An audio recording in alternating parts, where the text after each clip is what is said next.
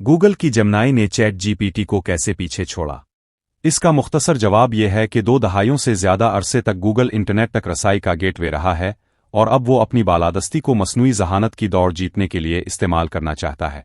जब गूगल ने अपना मसनूई ज़हानत मॉडल मुतारफ कराया, जो चैट जीपीटी के 3 साल बाद आया, तो टेक्नोलॉजी की इस बड़ी कंपनी ने इसे ज़हानत के एक नए दौर से ताबीर किया।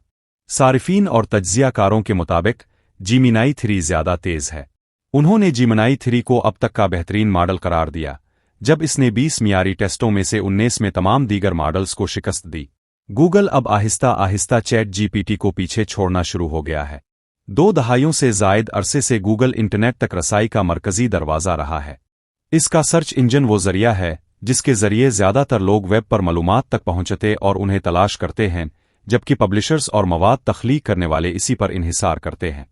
जेमिनाई ने ओपन एआई और इस मैदान के बाकी सबको अब तक तो पीछे छोड़ दिया है, और इसकी वजह यह है कि गूगल को ज़्यादा डेटा तक रसाई हासिल है और यही इसे बरतरी देती है। और गूगल को ये डेटा सिर्फ इसलिए मिलता है क्योंकि वो सर्च इंजन में अपनी इजारादारी को इस्तेमाल कर रहा है। जेमिनाई 3 दीगर गूगल मसनूआत में शामिल है, जैसे सर्च, जीमेल और ड्राइव, जिसका मतलब है कि ये दुनिया भर में अरबों लोगों तक पहुंचता है।